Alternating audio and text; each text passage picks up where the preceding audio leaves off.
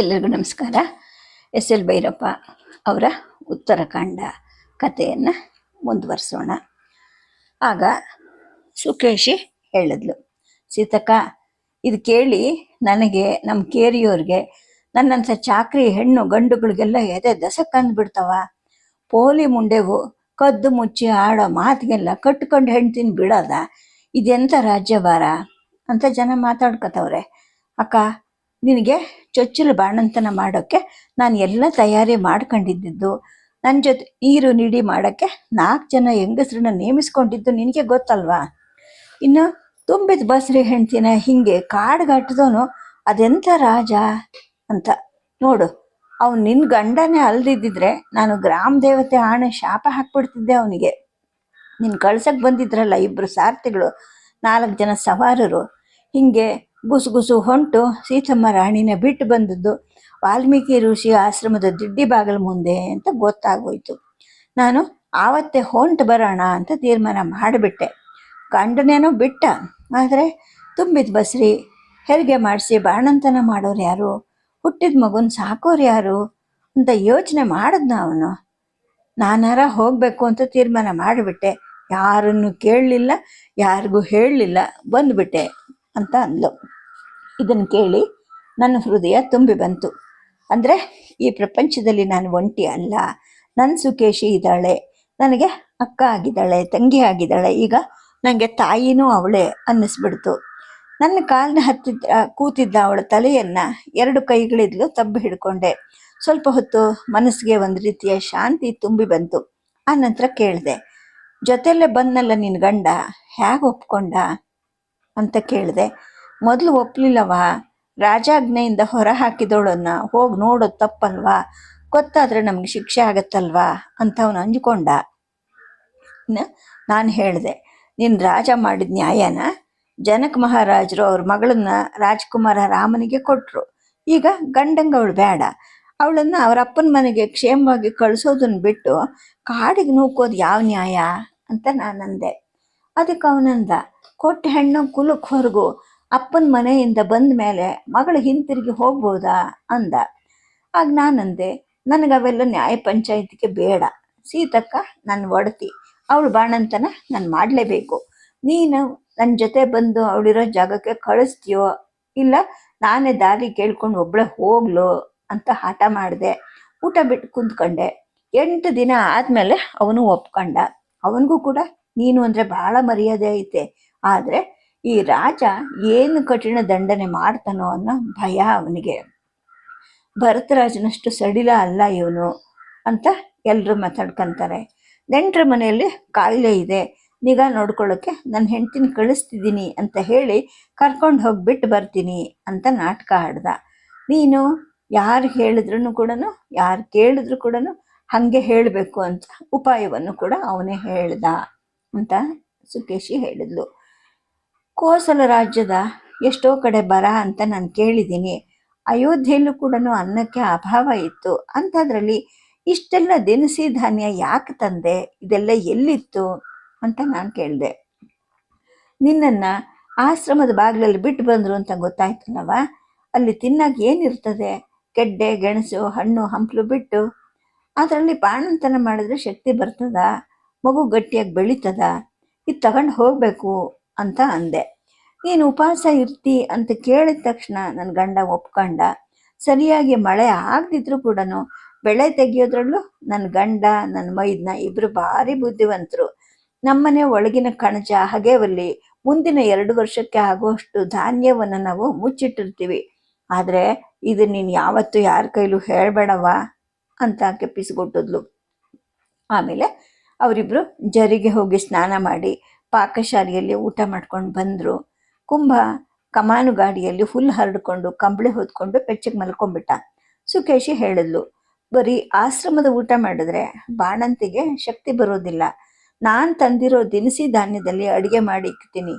ಹಾಲು ಮೊಸರು ತುಪ್ಪಗಳನ್ನು ಅವ್ರು ಕೊಡಲಿ. ಅಡುಗೆ ಮಾಡೋಕ್ಕೆ ಅನುಕೂಲವಿದ್ದರೆ ಹಂಗೆ ಬೇರೆ ಕುಟೀರವನ್ನೇ ಕೇಳಿಬಿಡು, ನಾನು ಅಡುಗೆನೂ ಮಾಡ್ತೀನಿ ಅಂತ ಆಕೆ ಅಂದ್ಲು.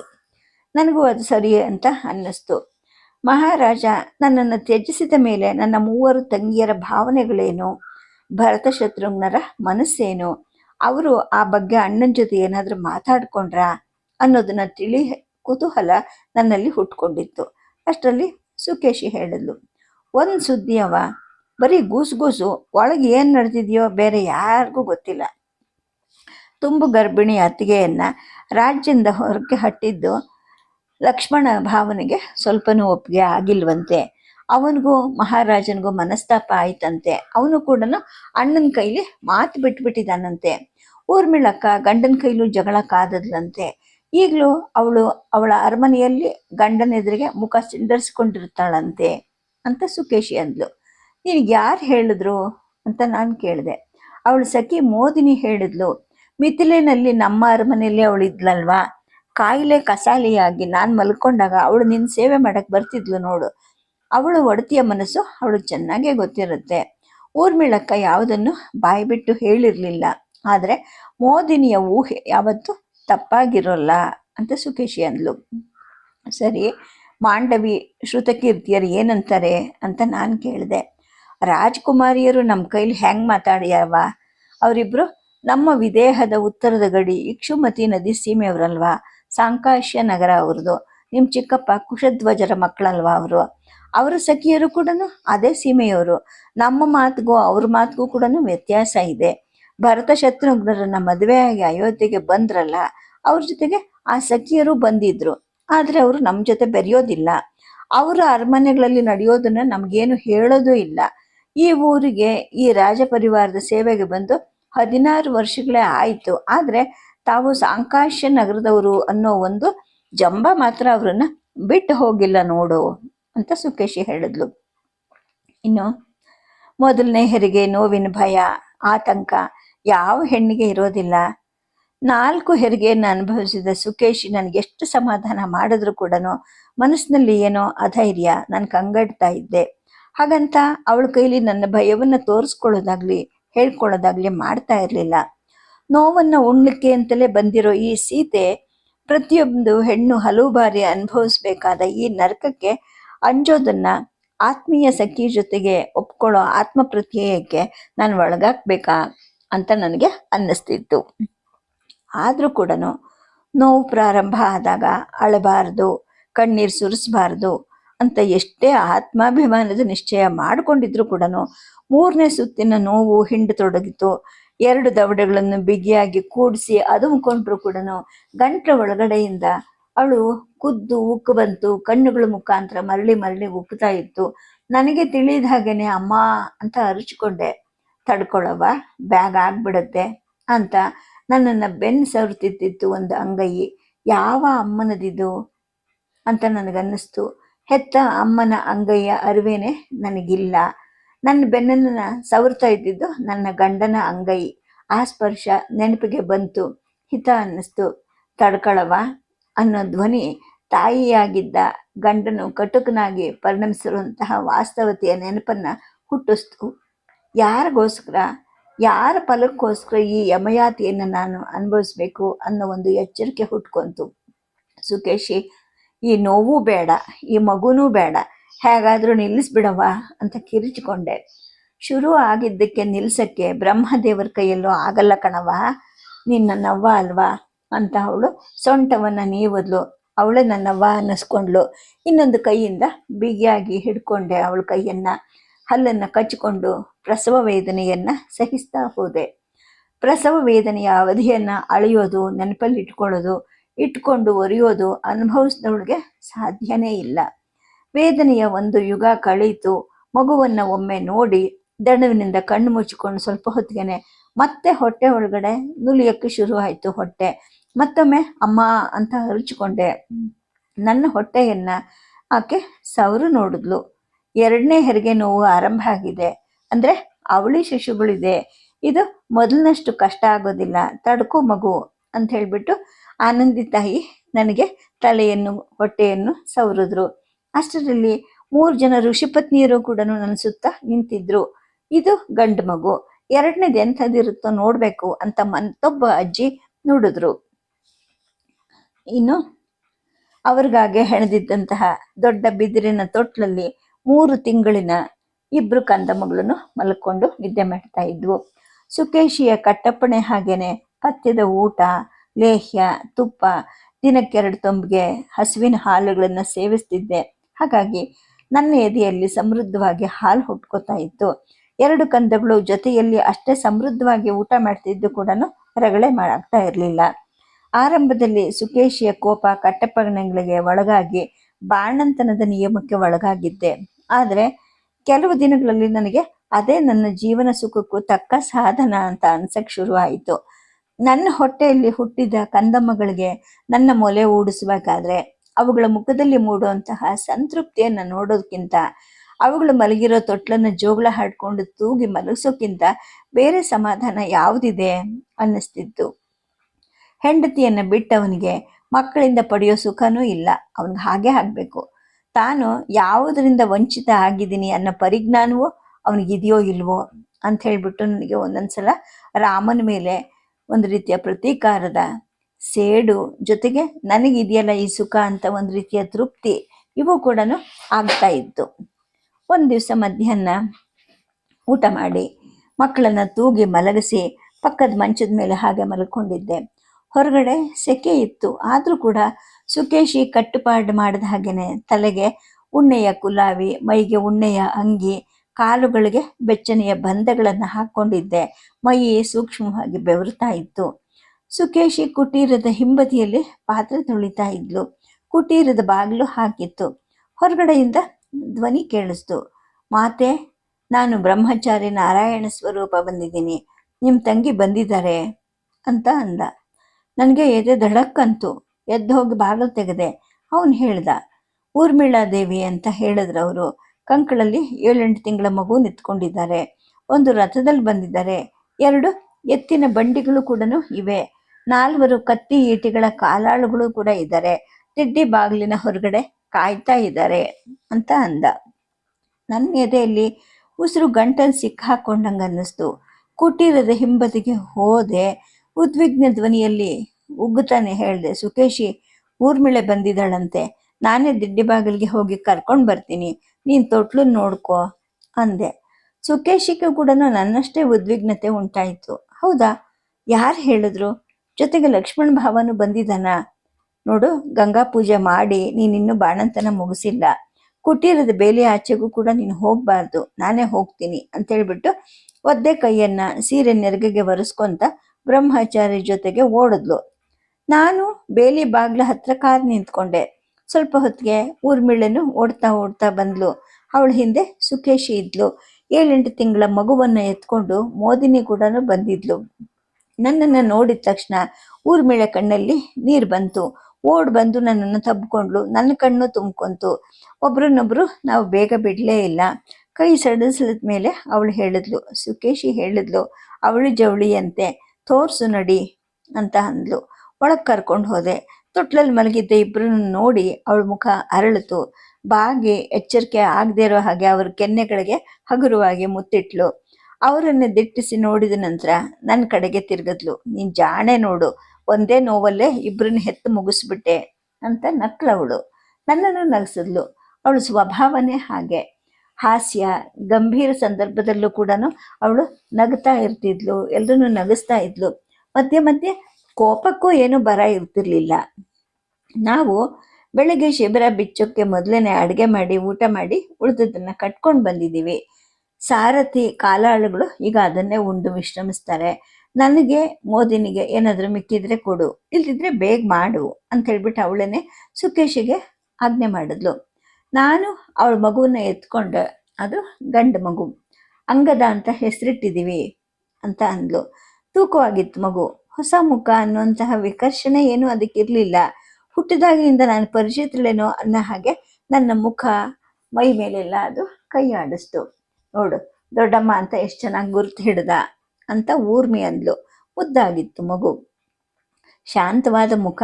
ನಿನ್ನ ಹಾಗೆ ಆಂದೋಳನದ ಸ್ವಭಾವ ಇಲ್ಲ ಅಂತ ನಾನು ಹಗುರವಾದ ಲಹರಿಯಿಂದ ಹೇಳಿದೆ. ನನ್ನ ಮಗನಿಗೆ ನಿನಗಿರೋ ಶಾಂತ ಸ್ವಭಾವ ಬರೋದೇನು ಬೇಡ ತಾಯಿ ಅಂತ ಅವಳು ಮುಖ ತಿರುಗಿಸಿದ್ಲು. ಮೋದಿನಿ ಮಗುವನ್ನು ಎತ್ಕೊಂಡು ಸುಕೇಶಿ ಜೊತೆಯಲ್ಲಿ ಅಡುಗೆ ಕೋಣೆಗೆ ಹೋದ್ಲು. ಮಂಚದ ಮೇಲೆ ನಾವಿಬ್ರು ಕೂತ್ಕೊಂಡ್ವಿ. ಅವಳು ಮಾತಾರಂಭಿಸಿದ್ಲು. ನಿನಗೆ ನಿನ್ನ ಮೈದುನ ಮೇಲೆ ಕೋಪ ಬಂದಿದೆ ಅಲ್ವಾ? ಆಶ್ಚರ್ಯ ಏನೂ ಇಲ್ಲ, ಆದರೆ ಆಮೇಲೆ ಏನಾಯ್ತು ಅಂತ ಹೇಳ್ಬಿಡ್ತೀನಿ ಅಂತ ಅಂದ್ಲು. ಕೇಳಕ್ಕೆ ನನಗೂ ಕೂಡ ಆ ಥರ ಇದೆ, ಆದರೆ ನಿನ್ನ ಗಂಡನ ಮೇಲೆ ನನಗೆ ಯಾಕಮ್ಮ ಕೋಪ? ಅವನದೇನು ತಪ್ಪಿಲ್ಲ ಅಂತ ನಾನಂದೆ. ಹಾಗಿದ್ರೆ ನೀನು ಸಾಧು, ಒಳ್ಳೆಯವಳು, ಜಾಣೆ.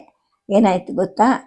1 ವರ್ಷ ಪರಪುರುಷನ, ಅದು ರಾವಣನಂತಹ ಹಾದರ ಬಡಕನ ವಶದಲ್ಲಿದ್ದ ಹೆಂಡತಿ ರಾಜಸಿಂಹಾಸನದಲ್ಲಿ ಕೂತ್ರೆ ರಾಜ್ಯದಲ್ಲಿ ಕ್ಷೋಭೆ ಆಗತ್ತೆ ಅಂತ ಗುಲ್ಲು ಎಬ್ಸಿದ್ರಲ್ಲ, ಆ ಬೇಹುಗಾರರನ್ನ ಬಿಟ್ಟು ಇಂತಹ ಗುಲ್ಲು ಎಬ್ಸಿರೋರನ್ನ ಪತ್ತೆ ಹಚ್ಚಿ ಕೈಗೆ ಕೋಳ ಹಾಕಿ ಮೆರವಣಿಗೆ ಮಾಡಿಸ್ಬೇಕು, ಒಂದಿಬ್ಬರಿಗೆ ಶಿರಚ್ಛೇದನ ಮಾಡಿಸ್ಬೇಕು, ಆಗ ಈ ಗುಲ್ಲಿನ ಹುಟ್ಟಡಗತ್ತೆ ಅಂತ ಲಕ್ಷ್ಮಣ ವಾದ ಮಾಡ್ದ. ನಿನ್ನನ್ನು ಪರಿತ್ಯಜಿಸ್ಬೇಕು ಅನ್ನೋದನ್ನ ಮಹಾರಾಜರು ಮನಸ್ಸಲ್ಲೇ ತಿರುವು ಹಾಕೊಂತಿದ್ರು. ಒಂದ್ ದಿವಸ ರಾತ್ರಿ ಲಕ್ಷ್ಮಣನ ಕರೆಸಿದ್ರು ಏಕಾಂತದಲ್ಲಿ. ನಾನು ಸೀತೆಯನ್ನು ಪರಿತ್ಯಜಿಸುವಂತಹ ತೀರ್ಮಾನ ಮಾಡಿದ್ದೀನಿ. 2 ರಥ, 2 ಗಾಡಿ, ಕಾಲಾಳುಗಳು ಸಿದ್ಧವಾಗಿದ್ದಾರೆ. ನಾಳೆ ಮುಂಜಾನೆ ನಸುಗತ್ಲಲ್ಲೇ ಹೊರಟು ಬಿಟ್ಟು ನೀನು ಅವಳನ್ನ ಕರ್ಕೊಂಡು ಹೋಗಿ ನಮ್ಮ ರಾಜ್ಯದ ಗಡಿಯನ್ನು ದಾಟಿ ತಮಸಾ ನದಿ ದಡದಲ್ಲಿರೋ ವಾಲ್ಮೀಕಿ ಮಹರ್ಷಿಗಳ ಆಶ್ರಮದ ಹತ್ರ ಬಿಟ್ಟು ಬಾ ಅಂತ ಅವ್ರಂದ್ರಂತೆ. ಎಂಥ ಮಾತಾಡ್ತೀಯ, ಇದನ್ನ ನಾನು ಮಾಡೋದಿಲ್ಲ ಅಂತ ಹೇಳ್ಬಿಟ್ಟು ಲಕ್ಷ್ಮಣ ರೇಗದಂತೆ. ಮಹಾರಾಜರಿಗೆ ಬುದ್ಧಿ ಕೆಟ್ಟಿತ್ತು ಅಂತ ಕಾಣುತ್ತೆ. ಹೇಳ್ದಷ್ಟು ಕೇಳು, ಇದು ರಾಜಾಜ್ಞೆ ಅಂತ ಮುಖದ ಮೇಲೆ ಹೊಡೆದ ಹಾಗೆ ಹೇಳಿ ಆ ಏಕಾಂತದ ಕೋಣೆಯಿಂದ ಹೊರಟೇ ಹೋದ್ರಂತೆ. ಪಾಪ ಲಕ್ಷ್ಮಣ ಏನ್ ಮಾಡಬೇಕು? ರಾಜಾಜ್ಞೆ ಅನ್ನೋ ಮಾತು ರಾಜನ ಬಾಯಿಂದ ಬಂದ ಮೇಲೆ ಪಾಲಿಸ್ಲೇಬೇಕಲ್ವಾ? ರಾತ್ರಿ ಎಲ್ಲ ಅವ್ನು ನಿದ್ದೆನೂ ಮಾಡಲಿಲ್ಲ, ನನ್ನ ಕೈಲೂ ಏನು ಹೇಳಲಿಲ್ಲ. ನಾನು 5-6 ದಿನ ಊರಲ್ಲಿ ಇರೋದಿಲ್ಲ ಅನ್ನೋದನ್ನು ಕೂಡ ನನಗೆ ಹೇಳಲೇ ಇಲ್ಲ. ಬೆಳಗಿನ ಜಾವನ ಎದ್ದ ಸ್ನಾನ ಮಾಡಿ ಹೊರಟೋದ. ರಾತ್ರಿ ಆದ್ರೂ ಕೂಡ ಮನೆಗೆ ಬರೆದಿದ್ದಾಗ ಆಗ ನನಗೆ ಗೊತ್ತಾಯ್ತು ಎಲ್ಲೋ ಹೊರಗಡೆ ಊರಿಗೆ ಹೋಗಿದ್ದಾನೆ ಅಂತ.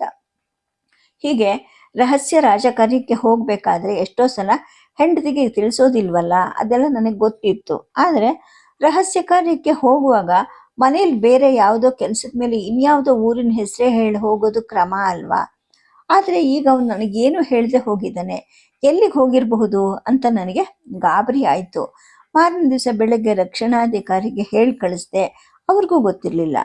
ಹಾಗಂತ ನಾನು ಗಾಬರಿಯನ್ನು ತೋರಿಸ್ಕೋಬಾರ್ದಲ್ವಾ, ಸುಮ್ಮನಿದ್ದೆ. 2ನೇ ದಿನ ಸುದ್ದಿ ಗೊತ್ತಾಯಿತು. ನೀನು ಋಷಿ ಪತ್ನಿಯರಿಗೆ ಬಾಗ್ನ ಕೊಟ್ಟು ಆಶೀರ್ವಾದ ಪಡೆಯೋಕ್ಕೆ ಹೋಗಿದೀಯಾ, ಲಕ್ಷ್ಮಣ ನಿನ್ನನ್ನು ಕರ್ಕೊಂಡು ಹೋಗಿದ್ದಾನೆ ಅಂತ. ಇದಕ್ಕಿದ್ದ ಹಾಗೆ ಯಾಕೆ ಇದೆಲ್ಲ ಆಯಿತು? ಶುಭ ಲಗ್ನ ಅಂತೇಳ್ಬಿಟ್ಟು ಯಾರೋ ಹೇಳಿದ್ರು. ಓ ಸರಿ ಅಂದ್ಕೊಂಡೆ. ಸಂಶಯ ಪಡೋದಕ್ಕೇನು ಕಾರಣನೇ ಇರಲಿಲ್ಲ. 6ನೇ ದಿವಸ ಆತ ಹಿಂತಿರುಗ್ದ. ಗಂಭೀರವಾಗಿದ್ದ, ತನ್ನೊಳಗೇನೆ ಏನೋ ಚಿಂತಿಸ್ತಾ ಇರೋನ್ ಹಾಗಿದ್ದ. ಏನು ಯೋಚನೆ? ನನಗೂ ಹೇಳಿದೆ, ಯಾಕೆ ಹೋದೆ? ತುಂಬಿದ ಬಸ್ರಿನ ಯಾಕೆ ಉಳ್ಕೊಂಡ್ಲು ಅಂತ ಕೇಳಿದೆ. ಒಟ್ಟುಗುಟ್ಟೋದು ಸ್ವಲ್ಪ ನಿಲ್ಲಿಸ್ತೀಯಾ, ನನಗೆ ಶಾಂತಿ ಬೇಕು ಅಂತ ಅವನಂದ. ಸರಿ, ಅವನು ರೇಗಿರುವಾಗ ನನ್ನ ಪ್ರತಿ ಮಾತಾಡಬಾರ್ದು ಅಂತ ನಾನು ಸುಮ್ಮನಾದೆ. ಏನೋ ಅಹಿತವಾದದ್ದು ನಡೆದಿದೆ ಅಂತ ಅರ್ಥ ಆಯಿತು ನನಗೆ. 6ನೇ ದಿವಸ ಬೆಳಗ್ಗೆನೆ ಮಹಾರಾಜರು ಮಹಾರಾಣಿಯನ್ನ ಪರಿತ್ಯಜಿಸಿದ್ದಾರೆ ಅಂತ ಹೇಳ್ಬಿಟ್ಟು ಊರಿನ ಬೀದಿ ಬೀದಿಗಳಲ್ಲಿ ಡಂಗುರ ಹೊಡೆಸಿದ್ದು ಗೊತ್ತಾಯಿತು. ಇವನು ಗಂಭೀರ ಆಗಿರೋ ಕಾರಣ ಕೂಡ ನನಗೆ ಆಗ ಹೊಳೆಯಿತು. ಅಳು ಬಂತು. ನಾನು ಅಳೋದನ್ನು ಇವನು ನೋಡ್ದ, ಆದರೂ ಹತ್ರ ಬರಲಿಲ್ಲ, ನಂಗೆ ಸಮಾಧಾನನೂ ಹೇಳಲಿಲ್ಲ. 2 ದಿನ ಒಬ್ರಿಗೊಬ್ರು ಮಾತೇ ಆಡಲಿಲ್ಲ ನಾವು. ನನ್ನ ಹಾಗೆ ಇವನಿಗೂ ದುಃಖ ಆಗಿದೆ, ಸಂಕಟ ಆಗ್ತಾ ಇದೆ. ಇವನು ಮಾತಾಡೋ ತನಕ ನಾನು ಮಾತಾಡಬಾರ್ದು ಅಂತ ತಡ್ಕೊಂಡು ಸುಮ್ಮನಿದ್ದೆ. ಇವನು ಅರಮನೆಗೂ ಹೋಗಲಿಲ್ಲ. ಅರಮನೆಯ ದೂತ ಬಂದರೆ ಮನೇಲಿಲ್ಲ ಅಂತ ಹೇಳಿಬಿಡು ಅಂತ ನಮ್ಮ ದ್ವಾರಪಾಲಕರಿಗೆ ಹೇಳಿಬಿಟ್ಟಿದ್ದ. 2ನೇ ದಿವಸ ನನ್ನನ್ನು ಶಯನ ಕೋಣೆಗೆ ಕರೆಸ್ಕೊಂಡ. ಎದುರಿಗೆ ಕೂರಿಸ್ಕೊಂಡು ಹೇಳ್ದ, ನೋಡು, ನಾನು ಈ ರಾಜ್ಯವನ್ನು ತೊರಿಬೇಕು ಅಂತ ತೀರ್ಮಾನ ಮಾಡಿದ್ದೀನಿ. ಎಲ್ಲಿಗೆ ಹೋಗೋದು, ಎಲ್ಲಿ ನೆಲೆಸೋದು ಏನೂ ಗೊತ್ತಿಲ್ಲ. ಈ ಅರಮನೆಯ ಸುಖ ಸೌಕರ್ಯಗಳು ಇನ್ನು ಮುಂದೆ ಇರೋದಿಲ್ಲ. ನಾನು 14 ವರ್ಷ ಅನುಭವ ಮಾಡಿದ್ದಂತಹ ವನವಾಸ ಮತ್ತೆ ಬರಬಹುದು. ನಿಮ್ಮಕ್ಕ ತನ್ನ ಗಂಡನ ಜೊತೆಗೆ ಹೊರಟ ಹಾಗೆ ನೀನು ಈಗ ನನ್ನ ಜೊತೆ ಬಂದರೆ ಕರ್ಕೊಂಡು ಹೋಗ್ತೀನಿ. ಎಂಥ ಕಾಡಲ್ಲಾದರೂ ಕ್ಷೇಮವಾದ ಒಂದು ಗುಡಿಸಲನ್ನ ಕಟ್ಟಿ ಹೊಟ್ಟೆ ತುಂಬುವಷ್ಟು ಆಹಾರ ಸಂಪಾದಿಸುವಂತಹ ಅಭ್ಯಾಸ ನನಗಾಗಿದೆ. ಹಾಗಂತ ವನವಾಸಕ್ಕೆ ಕರ್ಕೊಂಡು ಹೋಗ್ತೀನಿ ಅಂತ ತಿಳ್ಕೊಬೇಡ. ಉದಾಹರಣೆಗಷ್ಟೇ ನಾನು ಇದನ್ನು ಹೇಳಿದೆ ಅಂತ ಅವನು ಹೇಳ್ದ. ಏನು ನಡೀತು, ಏನು ನಡೀತಾ ಇದೆ ಅದನ್ನು ಮೊದಲು ಹೇಳು. 14 ವರ್ಷದ ಹಿಂದೆ ಪತಿಯನ್ನ ಕಾಡಿಗೆ ಅನುಸರಿಸಿ ನನ್ನ ಅಕ್ಕ ಮಹಾಪ್ರತಿವ್ರತೆ ಅಂತ ದೇಶದಿಂದಲೇ ಹೊಗಳಿಸ್ಕೊಂಡಿದ್ಲು. ಈಗ ರಾಜಸಿಂಹಾಸನದಲ್ಲಿ ದೊರೆ ಪಕ್ಕದಲ್ಲಿ ಕೂರುವಂತಹ ಅರ್ಹತೆ ಇಲ್ಲದವಳು ಅಂತ ಅದೇ ದೇಶವೇ ಅಂತ ಇದೆ. ನಾನು ನಿನ್ನ ಜೊತೆ ಬರದೆ ಇನ್ನೆಲ್ಲಿ ಹೋಗ್ಲಿ ಹೇಳು. ಆದರೆ ಮಹಾಪತಿವ್ರತಿಯ ಬಿರುದು ನನಗೇನು ಬೇಡ. ಈಗ ನಡೆದಿರೋದನ್ನ ಮೊದಲು ಹೇಳು ಅಂತ ನಾನು ಅಂದೆ. ಅವನು ನಡೆದಿರೋದೆಲ್ಲವನ್ನು ಹೇಳಿದ. ಬೇಹುಗಾರರನ್ನ ಬಿಟ್ಟು ವದಂತಿ ಹುಟ್ಟಿಸುವಂತಹ 4 ಜನರನ್ನ ಹಿಡಿಸಿ ಕಠಿಣ ಶಿಕ್ಷೆಗೆ ಒಳಪಡಿಸು, ಒಂದಿಬ್ಬರಿಗೆ ನೇಣುಗಟ್ಟಿಸು, ಜನಸಾಮಾನ್ಯರು ಬಾಯಿ ಮುಚ್ಕೊಳ್ತಾರೆ. ಇಷ್ಟಕ್ಕೂ ಎಲ್ಲರೂ ಇದನ್ನು ನಂಬೋದಿಲ್ಲ ಅಂತ ನಾನು ವಾದಿಸಿದೆ ಅಂತ ಲಕ್ಷ್ಮಣ ಹೇಳಿದ.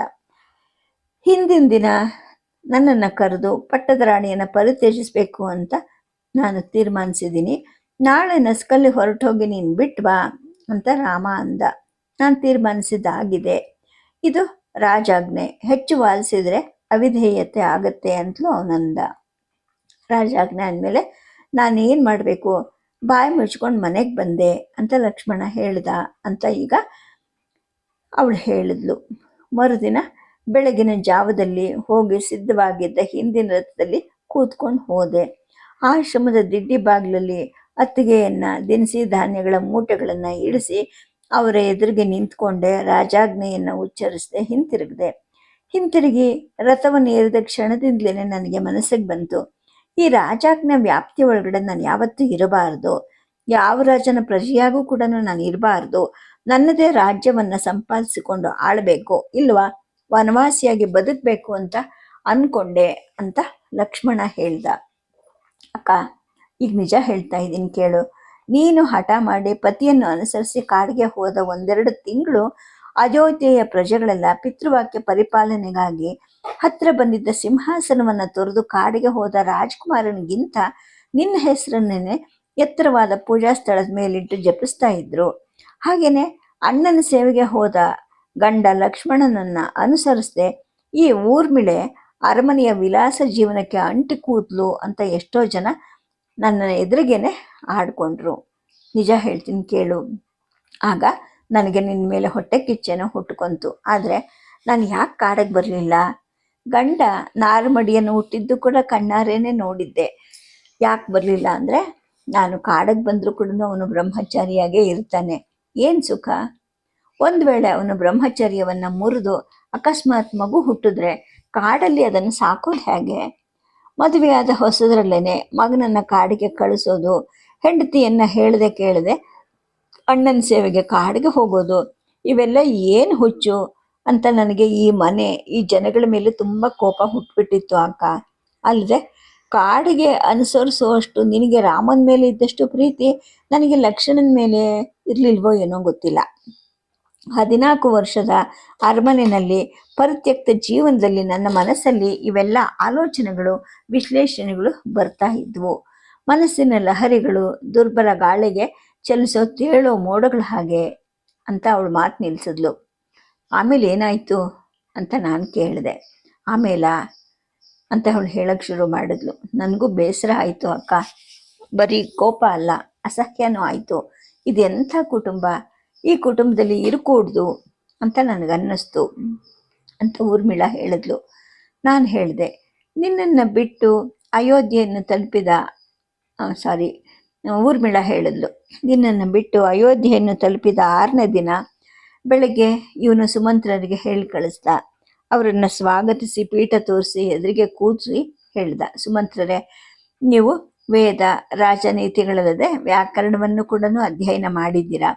ಇದನ್ನು ಯಾಕೆ ಹೇಳ್ತಿದ್ದೀನಿ ಅಂದರೆ, ನಾನು ಈಗ ನಿಮ್ಮ ಮುಖಾಂತರ ಮಹಾರಾಜರಿಗೆ ಒಂದು ಸಂದೇಶವನ್ನು ಕಳಿಸ್ತೀನಿ. ಅದರಲ್ಲಿ ನೀವು ಒಂದು ಅಕ್ಷರವನ್ನು ಕೂಡ ಸೇರಿಸದೆ, ಹಾಗೆಯೇ ಪದ ವಾಕ್ಯಗಳ ಕ್ರಮಗತಿಯಲ್ಲಿ ಸ್ವಲ್ಪನೂ ವ್ಯತ್ಯಾಸ ಆಗದ ಹಾಗೆ ನೆನಪಲ್ಲಿ ಇಟ್ಕೊಂಡು ಅವರಿಗೆ ಎಲ್ಲವನ್ನೂ ಅರಿಕೆ ಮಾಡಬೇಕು. ಸಮ್ಮತವಾ ಅಂತ ಕೇಳ್ದ. ಸುಮಂತ್ರರು ಅನುಮಾನದಿಂದಲೇ ಇವನ ಮುಖ ನೋಡಿದ್ರು. ಮಹಾರಾಜರಿಗೆ ಇವನು ಅತ್ಯಂತ ಪ್ರೀತಿಯ ತಮ್ಮ.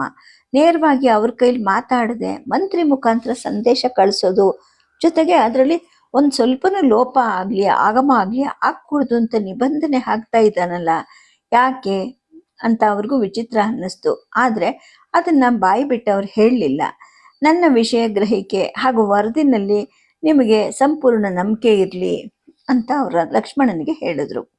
ಆಗ ಇವನು ಹೇಳ್ದ, ನಾನು ಈ ದೇಶದಲ್ಲಿ ವಾಸಿಸೋವರೆಗೂ ರಾಜಾಜ್ಞೆಯನ್ನು ಶಿರಸ ಪಾಲಿಸೋದು ನನ್ನ ಕರ್ತವ್ಯ.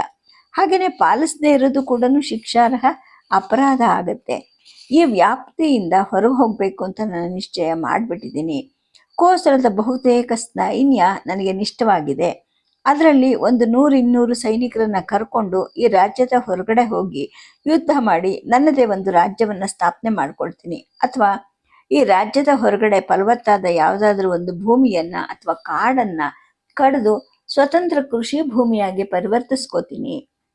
ಅಥವಾ ನನ್ನ ಕೀರ್ತಿಶೇಷ ದೊಡ್ಡಮ್ಮ ಕೌಸಲ್ಯಾದೇವಿ ಅವಳ ತವರಿಂದ ಬಳುವಳಿಯಾಗಿ ಬಂದ 50 ಗ್ರಾಮಗಳ ಒಂದು ಜನಪದ ಕೂಡ ಸರಯೂ ನದಿಯ ಆಚೆ ದಡದಲ್ಲಿರೋದು ಸರಿಯಷ್ಟೇ. ಅದು ಯಾವತ್ತಿಗೂ ಕೋಸಲ ದೇಶದ ಭಾಗ ಆಗಿರಲಿಲ್ಲ.